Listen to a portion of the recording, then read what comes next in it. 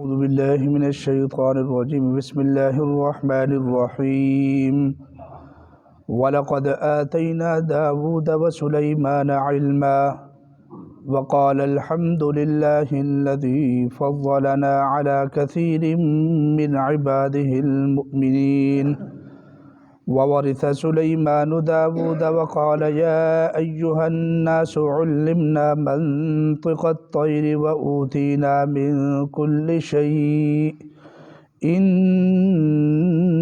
هذا لهو الفضل المبين وَلَقَدْ آتَيْنَا اور البتہ تحقیق عطا کیا ہم نے داود و سلیمان علما حضرت داود اور حضرت سلیمان علیہ السلام کو علم وقال الحمد للہ الذی اور وہ دونوں بولے تمام تعریفیں اس اللہ کے لیے الذی فضلنا جس نے ہمیں فضیلت دی علی کثیر من عبادہ المؤمنین اپنے مومن بندوں میں سے بہت سارے بندوں پر وورث سلیمان اور ہم نے وارث بنایا حضرت سلیمان علیہ السلام کو داود حضرت داود کا وقال یا ایہا الناس اور حضرت سلیمان علیہ السلام بولے او لوگو علمنا منطق الطیر ہمیں سکھا دی گئی ہے پرندوں کی بولی وَأُوتِينَا مِن كُلِّ شَيْءٍ اور ہمیں ہر طرح کی چیزیں عطا فرمائی گئی ہیں إِنَّ هَذَا لَهُوَ الْفَضْلُ الْمُبِينُ اور بے شک یہ ہے اس کا بہت بڑا واضح طور پر فضل صدق اللہ العظیم۔ یہ جی سورۃ النمل کا دوسرا قصہ ہے۔ پہلا قصہ آپ نے سماعت فرمایا حضرت موسیٰ علیہ السلام کا اور یہ دوسرا قصہ ہے۔ سورۃ نمل کے جو مضامین ہیں مین مضمون یہ ہے کہ اللہ کے علاوہ کوئی بھی عالم الغیب نہیں ہے۔ عالم الغیب صرف کون ہے؟ اللہ تعالیٰ، کیونکہ اس میں آیت آ رہی ہے آگے قُلْ لَا يَعْلَمُ مَنْ فِي السَّمَاوَاتِ وَالْأَرْضِ الْغَيْبَ إِلَّا اللَّهُ اے میرا پیغمبر اعلان فرما دو زمین و آسمان میں اللہ رب العزت کے علاوہ کوئی بھی غیب کا علم جانتا نہیں۔ اب اس دعوے کو مضمون کو ثابت فرمانے کے لیے اللہ نے دلائل قائم کیے، بعد میں یہ آیت بیان کی، پہلے دلائل بیان کیے، جن میں سے ایک دلیل حضرت موسیٰ کے قصے کی صورت میں گزر چکی کہ حضرت موسیٰ علیہ السلام کی نبوت و رسالت برحق ہے، ان کی عظمت اور ان کی شان بھی برحق ہے، لیکن آپ نے دیکھ لیا کہ عالم الغیب وہ بھی نہیں۔ اگر حضرت موسیٰ عالم الغیب ہوتے تو ان کو پتہ چل جاتا کہ یہ جو کوہ طور پر میں شعلہ لینے کے لیے جا رہا ہوں، آگ لینے کے لیے جا رہا ہوں، وہ در حقیقت آگ نہیں ہے۔ اور دوسری بات کہ جب ان کا عصا سانپ بن گیا تو وہ اس سانپ کے آگے آگے لگ کے دوڑنے لگے، وَلَّا مُدْبِرًا وَلَمْ يُعَقِّبْ اتنا دوڑے کہ پیچھے بھی مڑ کر نہیں دیکھتے ہیں۔ تو یہ بھی اس بات کا جو ہے نا دلیل ہے کہ حضرت موسیٰ علیہ السلام عالم الغیب نہیں، وہ اس کو اپنے لیے نقصان دہ سمجھ رہے ہیں، جبکہ وہ حضرت کا معجزہ ان کے لیے فائدہ مند ہے۔ اب قصہ آ گیا جی حضرت داود اور سلیمان کا علیہ السلام۔ انبیاء کی فہرست میں حضرت داود اور سلیمان علیہ السلام کا بہت بڑا مقام ہے۔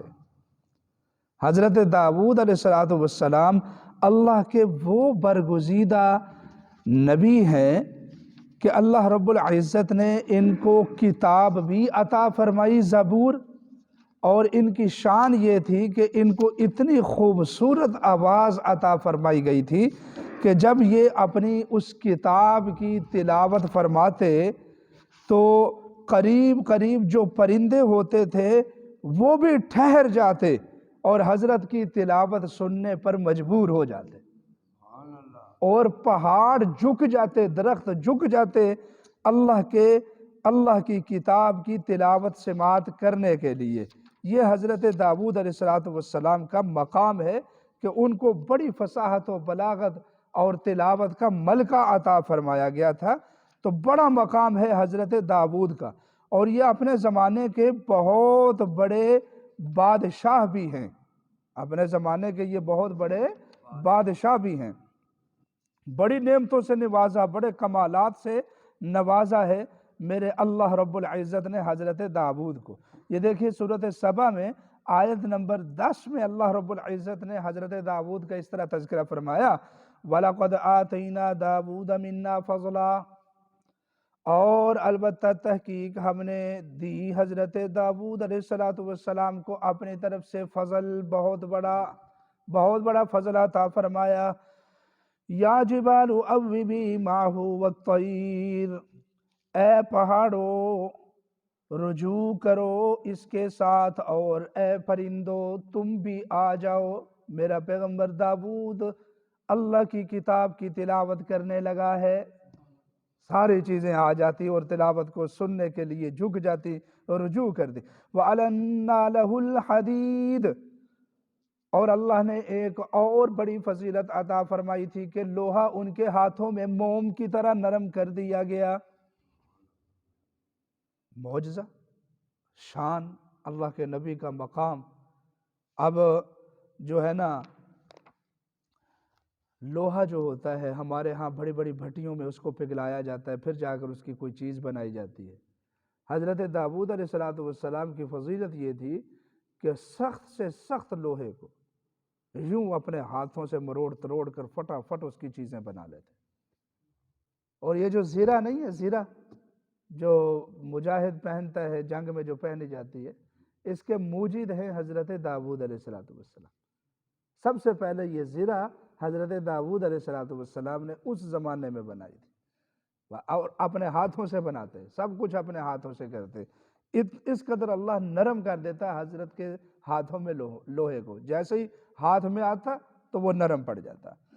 ان اعمل سابغات وقدر فی السرد واعملوا صالحا انی بما تعملون بصیر۔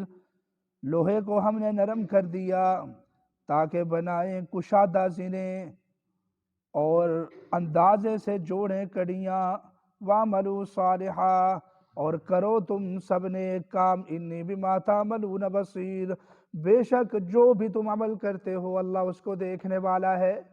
یہ حضرت داؤد کا مقام ہے، اتنے بڑے اللہ کے نبی ہیں۔ اللہ اکبر۔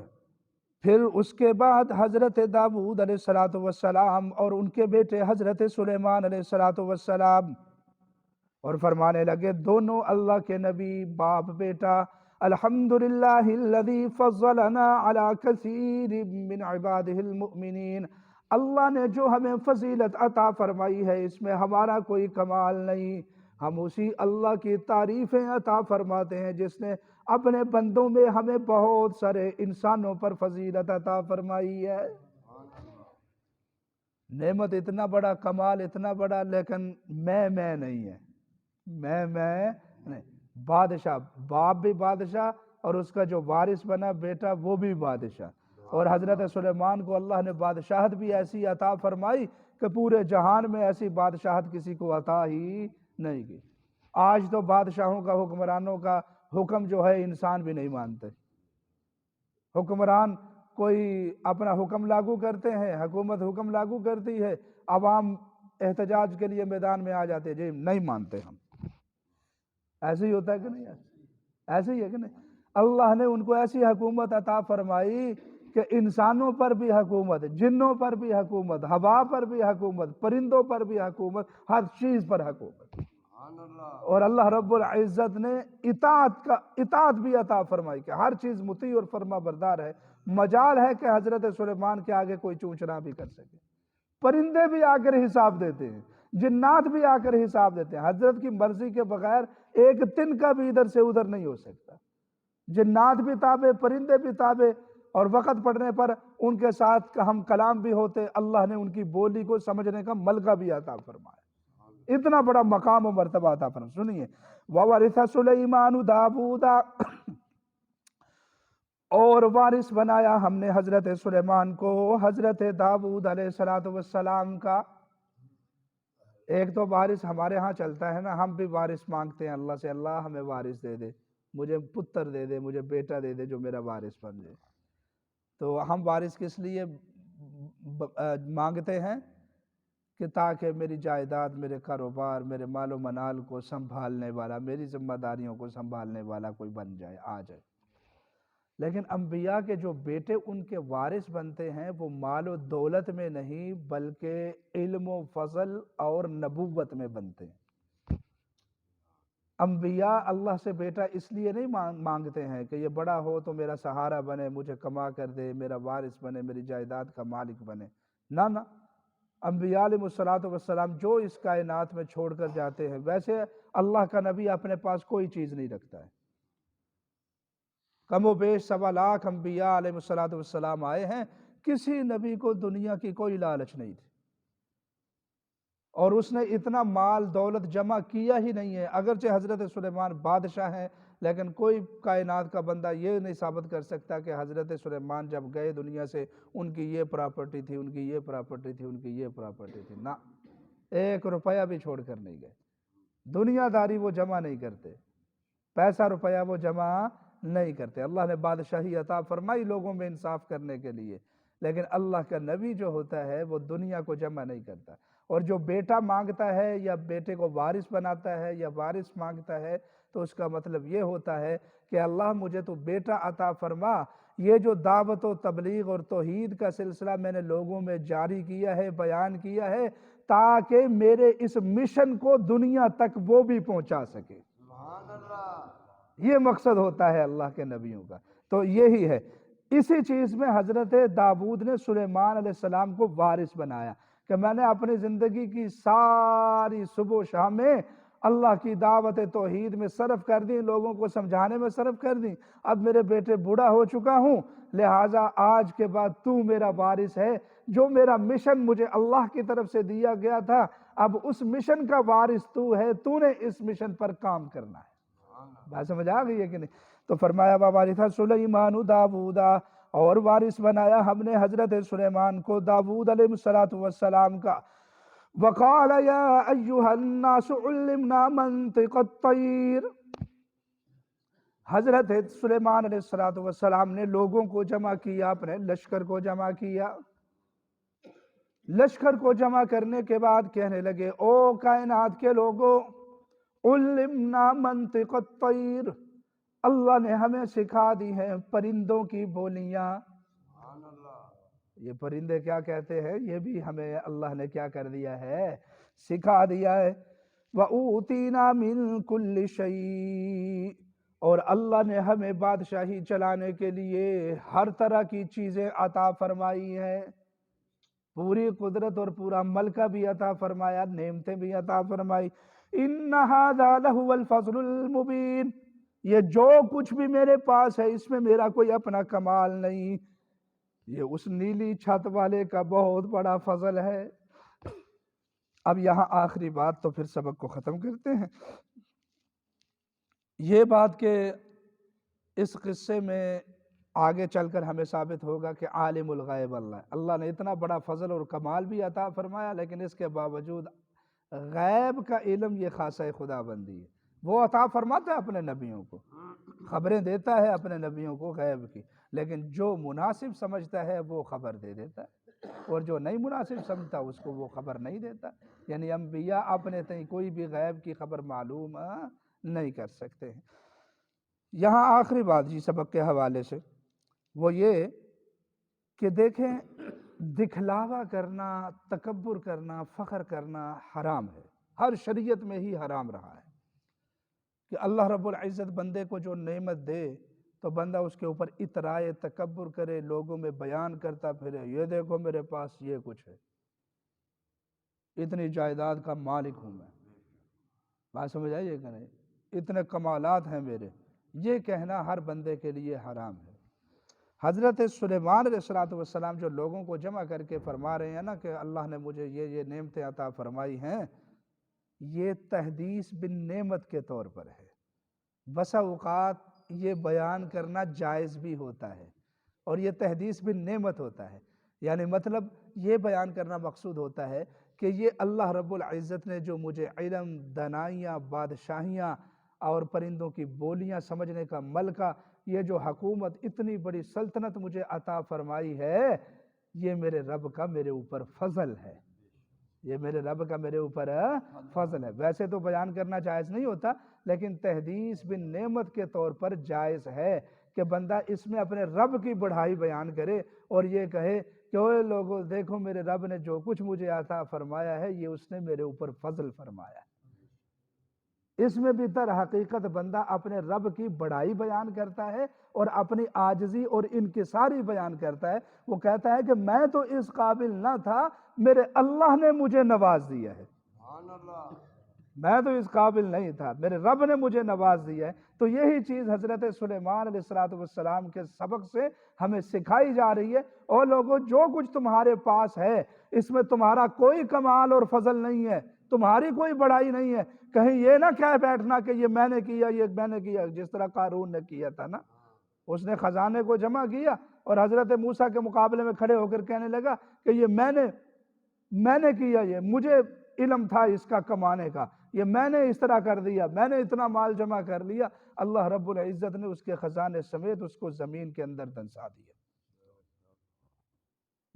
ہاں اگر وہ یہ کہتا کہ جو کچھ میں نے جمع کیا ہے اللہ اس کی سمجھ کسی اور کو بھی دے سکتا تھا، بڑے بڑے پڑھے لکھے انجینئر سمجھدار لوگ، آج دیکھیں آپ کائنات میں بڑے بڑے ڈاکٹر، انجینئر، بڑے بڑے پروفیسر، سمجھدار لوگ جو کمانے کے سارے گر جانتے ہیں، وہ فقر و فاقے میں زندگی بسر کر رہے ہیں۔ کئی لوگ ہیں ایسے، اور بڑے بڑے ایسے لوگ دنیا داری کے اور جو ہے نا فلسفے کا علم بھی نہیں ہے ان کو، بالکل ان پڑھ ہیں، اللہ نے ان کو رزق اتنا دیا ہے، کمانے کے اتنے گر دیے ہیں کہ بڑے بڑے مالدار لوگ ان کو پہنچ نہیں سکتے۔ تو اگر قارون یہ کہتا کہ جو کچھ اللہ نے مجھے دیا ہے اس میں میرا کوئی کمال نہیں ہے، بس اللہ نے مجھے دے دیا، اس کا فضل ہے، تو یہ الگ بات ہے، اس میں اللہ کا شکر ہوتا۔ اس نے کہا کہ میرا کمال ہے، یہ میں نے جمع کیا ہے، یہ میں کرنے لگا، اللہ نے اس کی میں اور جاہ و جلال سمیت اس کو زمین میں دنسا دیا۔ تو اس لیے ہمیں کیا سبق ملا کہ جو کچھ اللہ ہمیں عطا فرماتا ہے اس میں ہمارا کوئی کمال نہیں ہے، اس میں سب کچھ فضل اور عنایت کس کی ہے؟ اللہ تبارک و تعالیٰ کی ہے۔ اللہ رب العزت ہمیں سمجھ عطا فرمائے، قرآن کریم کے ساتھ محبت عطا فرمائے، اور قرآن کی برکت سے اللہ ہمارے سارے گناہوں کو معاف فرما دے۔ قرآن کی برکت سے اللہ تعالی ہمارے تمام غلطیوں کو بخش دے، ہمارے حال پر رحم فرما دے، ہمارے گھروں میں برکت عطا فرما دے۔ اللہم صلی علی سیدنا و مولانا محمد وعلی آل سیدنا و مولانا محمد وبارک وسلم ثم صلی علیہ۔ ربنا آتنا فی الدنیا حسنہ وفی الآخرۃ حسنہ وقنا عذاب النار۔ اے اللہ ہمیں دنیا میں بھی بھلائیاں عطا فرما، آخرت میں بھی بھلائیاں عطا فرما۔ اے اللہ قیامت کے دن ہمیں جہنم کے عذاب سے بچا لینا۔ میرے مولا قبر کی سختیاں، حشر کی سختیاں، اے اللہ آخرت کی سختیاں جھیلنے کے ہم قابل نہیں۔ میرے مولا جس طرح دنیا میں تو نے ہمارے اوپر مہربانیاں اور فضل فرما رکھے ہیں، اے اللہ کل قیامت کے دن بھی ہمیں اپنی رحمتوں، برکتوں اور فضلوں سے محروم نہ فرمانا۔ اے اللہ ہم گناہ گار ہیں، سیاہکار ہیں، اس قابل نہیں ہے کہ اپنے اعمال کی بدولت تجھ سے بخشش کا سوال کر سکیں۔ میرے مولا اے پروردگار، اے نیلی چھت والے، اے عرش و کرسی کے مالک اور بادشاہ، اے وہ رب کریم جس کے حکم سے پوری کائنات چل رہی ہے، جو اپنے کلمہ کن سے پورا نظام پیدا فرما دیتا ہے، انسان کو نطفے سے لے کر خوبصورت جوان بنا دیتا ہے۔ اے میرے مولا ہم کمزور اور عاجز ہیں، لاچار ہیں، اگر تیری مرضی نہ ہو، تیرے حکم کے بغیر ایک قدم بھی ہم آگے نہیں بڑھا سکتے، جو سانس ہم اندر لے کر جاتے ہیں وہ بھی باہر نہیں نکال سکتے۔ اے اللہ سب کچھ تیرا فضل اور تیری عنایت ہے، تیری مہربانیاں ہیں۔ لیکن اس کے باوجود ہم بہت زیادہ گناہ گار اور اے اللہ تیرے مجرم ہیں، تیرے سامنے شرمندہ ہیں۔ اے اللہ جس طرح تو نے ہمارے دنیا میں گناہوں کے باوجود ہمیں اپنی نعمتوں سے محروم نہ فرمایا، اے اللہ تو آخرت میں بھی ہمیں بخشنے کا کوئی انتظام فرما دینا، وہاں بھی ہمارے اوپر فضل فرما دینا۔ صلی اللہ تعالی علی خیر خلقہ محمد وعلی آلہ وصحبہ اجمعین برحمتک یا ارحم۔